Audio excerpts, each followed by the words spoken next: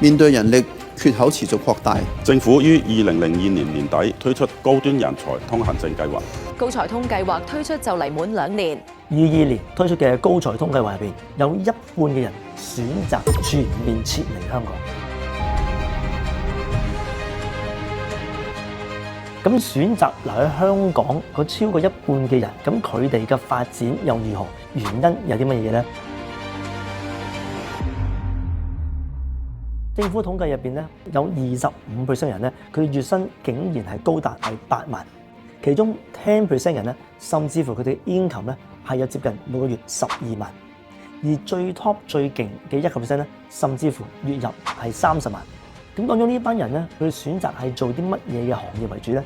原來金融嘅行業咧佔咗最大比分。有3大原因咧，係我認為咧會選擇係做金融服務。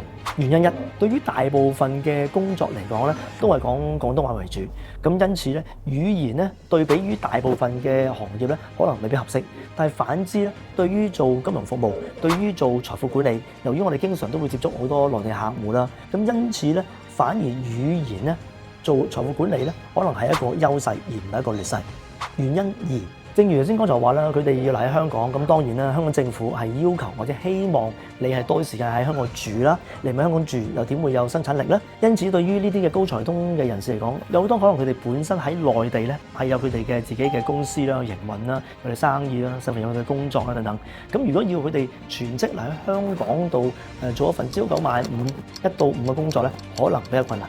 但係反之咧，由於我哋經常都要去內地出差啦，唔同嘅地方、唔同嘅省份，對於我哋嚟講咧，個靈活性反而咧係我哋一個賣點。而最後第3個原因 ，OK 就係佢哋最強嘅就係內地嘅人脈。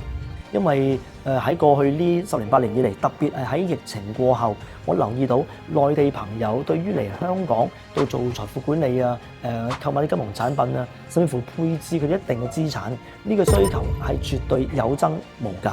咁因此，對於呢一班嘅高才通人士，佢哋本身呢個龐大嘅人脈資源咧，成為咗佢哋最大嘅賣點。呢3個原因，唔知你又認唔認同呢？如果假設你今日睇呢條片，可能你都想了解關於做財富管理、關於做金融服務業，今日我哋嘅發展係點樣嘅話，不妨你喺度留言，甚至乎同我聯絡好冇？下一集會同大家講下今日內地嘅發展非常之好，特別係金融業。